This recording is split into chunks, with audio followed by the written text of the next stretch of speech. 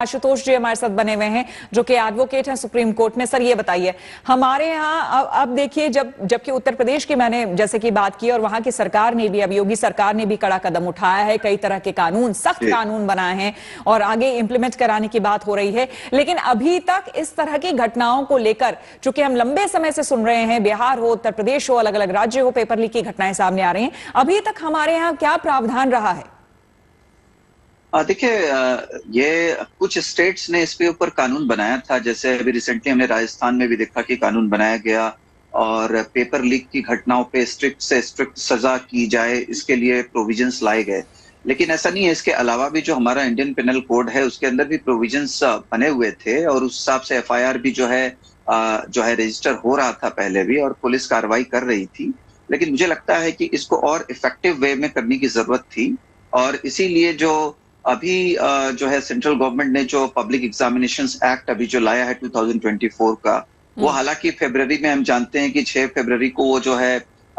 लोकसभा से पास हुआ, फिर बाद में 9 फरवरी को जो है वो राज्यसभा से पास हुआ, लेकिन वो इम्प्लीमेंट नहीं हुआ क्योंकि शायद बीच में इलेक्शंस वगैरह की वजह से डिले हुआ होगा। और इसको अब चूंकि इम्प्लीमेंट किया गया है और इसमें 3 साल से लेकर के 10 साल तक का जो है पनिशमेंट प्रेस्क्राइब किया गया है, यहाँ तक कि 10 लाख से लेकर के 1 करोड़ तक का जो है फाइन भी है इसमें, इन एडिशन टू पनिशमेंट है।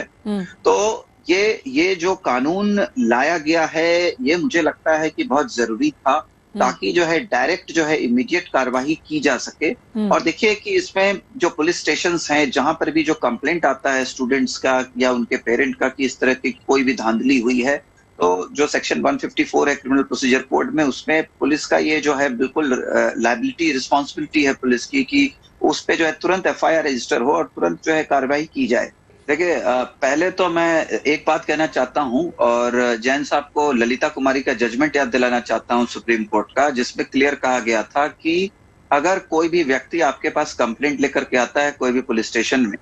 अगर आपको जो है, अगर आपके पास प्राइमा फेसी एविडेंस नहीं है तो आप पहले उसके ऊपर इंक्वायरी कीजिए बेशक, और आपको अगर कहीं पे भी कोई सबूत दिखता है तो आपका जो है ये कर्तव्य है कि आप एफआईआर रजिस्टर करें और उसके ऊपर कार्रवाई करें। और अगर हम देखेंगे तो देश में आज लाखों करोड़ों केस सिर्फ इसलिए पेंडिंग हैं क्योंकि जो है वो जब गए लोग तो पुलिस ने कंप्लेंट रजिस्टर नहीं किया, एफआईआर रजिस्टर नहीं हुआ। आज देखिए 156(3) जो है सीआरपीसी का, उसके हिसाब से कितने केसेस पेंडिंग हैं, क्योंकि लोग जाते हैं पुलिस स्टेशन में, सारा एविडेंस लेकर के जाते हैं, सारी बात बताते हैं, एक एक कहानी बताते हैं, सीसीटीवी फुटेज दिखाते हैं, उसके बावजूद भी एफआईआर रजिस्टर नहीं होता है और उनको जो है कोर्ट से कोर्ट उनको जाना पड़ता है और कोर्ट के ऑर्डर के बाद ही जाकर के कोई एफआईआर रजिस्टर होता है और तभी कार्रवाई होती है। और ऐसा इस केस में भी हुआ है। आप देखिए कि इसमें कितना डिले हुआ है और कितने सारे जो पेपर्स थे वो जला दिए गए, बाद में एविडेंस को डिस्ट्रॉय कर दिया गया। इतना अपॉर्चुनिटी क्यों दिया गया एक्यूज्ड को जो है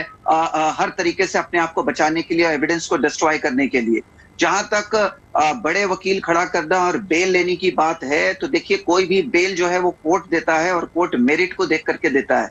अगर आप स्ट्रॉन्ग केस को प्रोड्यूस करते हैं किसी भी एक्यूज्ड के खिलाफ कि उसने ये प्राइमा फेसी जो है क्राइम कमिट किया है और पुख्ता सबूत हैं आपके पास, तो कोई भी कोर्ट इतनी आसानी से कोई कोर्ट बेल नहीं देता, चाहे कोई भी वकील को खड़ा किया जाए। लेकिन जब जो है एविडेंस प्रॉपर नहीं होते हैं, इन्वेस्टिगेशन प्रॉपर नहीं होता है और जो एक्यूज्ड है, जो आरोपी है, उसके खिलाफ पुख्ता सबूत नहीं होते हैं, इसी बेस पे फिर कोर्ट जो है मजबूर होता है और कोर्ट जो है बेल देता है और बहुत बार इनोसेंट लोगों को भी फंसाया जाता है। हमारे साथ आशुतोष श्रीवास्तव जुड़ रहे हैं, एडवोकेट सुप्रीम कोर्ट।